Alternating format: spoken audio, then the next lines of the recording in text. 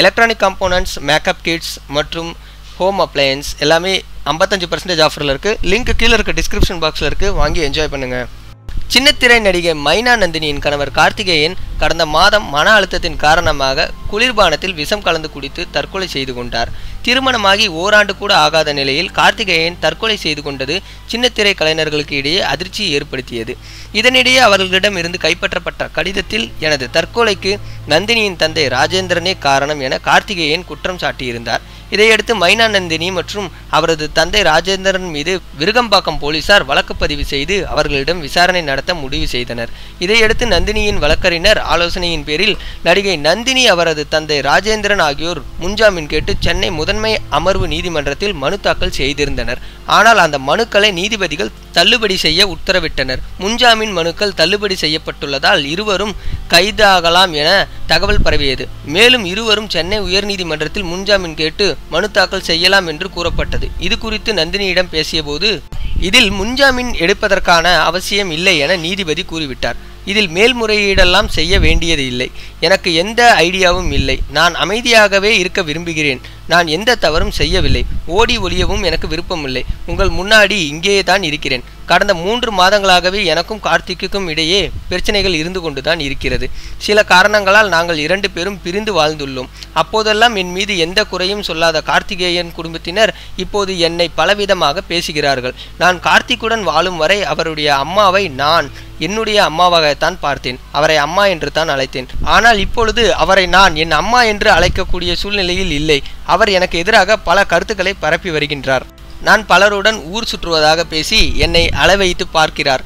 கார்த்திக் இறந்தபோது அவருடைய முகத்தை பார்க்க கூட என்னை அனுமதிக்கவில்லை. பல போராட்டங்களுக்கு பிறகு நான் இடுகாட்டில் தான் அவர் முகத்தை பார்த்தேன். எனக்கு ஏன் இப்படி ஒரு தண்டனை? ஒரு பெண் இந்த சமூகத்தால் எத்தனை அளவுக்கு தான் அசிங்கப்பட முடியுமோ அந்த அளவுக்கு நான் அசிங்கப்பட்டு விட்டேன். இன்னும் என்னிடமிருந்து அவர்கள் என்னென்ன எதிர்பார்க்கிறார்கள் என்று எனக்கு தெரியவில்லை. அவர்கள் இருக்கும் வீட்டின் அட்வான்ஸ் பணமும் அந்த வீட்டில் உள்ள பொருட்களும் என்னுடையதுதான். நான் உயிராக நினைத்த கார்த்திகேயனே இருந்த பிறகு அந்த பணம், பொருட்கள் எல்லாம் எனக்கு தேவையே இல்லை. எனக்கு யார் என்றே தெரியாதவர்கள் கூட என்னை பற்றி தப்பாக பேசுகிறார்கள். நான் அவர்கள் மீது மான நஷ்ட வழக்கு போட்டால் என்னவாகும்? நான் நல்லவள் என்ற நற்சான்றிதழ் வாங்குவதற்காக நான் போராட வேண்டிய அவசியம் எனக்கு இல்லை. என்னை என் வீட்டில் உள்ளவர்கள், என் நண்பர்கள் நம்புகிறார்கள். எனக்கு அதுவே போதும். இதுவரை அவர்கள் பேசிய பேச்சுக்கே நான் மனம் தளர்ந்து சோர்ந்து விட்டேன். கார்த்திக் மன உளைச்சலால் தான் தற்கொலை செய்து கொண்டார். எனக்கும் இப்போது அப்படி பல மன உளைச்சல்கள் இருக்கின்றன. நானும் சாகட்டுமா? நான் செத்தால் எல்லா பிரச்சனைகளும் சரியாகிவிடுமா? எனக்கு ஏன் இத்தனை சோதனைகள்?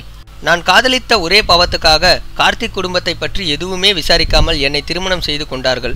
ஆனால் அந்த வாழ்க்கை 1 வருடம் கூட முழுமையாக நீடிக்கவில்லை. கார்த்திக் இறப்பிற்கு பிறகு பல அதிர்ச்சியான தகவல்கள் காதுக்கு வருகின்றன. இத்தனை நாள் நான் ஏமாற்றப்பட்டு வாழ்ந்து கொண்டிருந்தேனா என்பது எனக்கு தெரியவில்லை. அந்த மன உளைச்சல்களையெல்லாம் தாண்டி கார்த்திக் குடும்பத்தினர் என்னை பற்றி பேசுவதுதான் என்னால் தாங்கிக் கொள்ள முடியவில்லை. என் பெற்றோர் கிராமத்தில் இருந்து வந்தவர்கள்.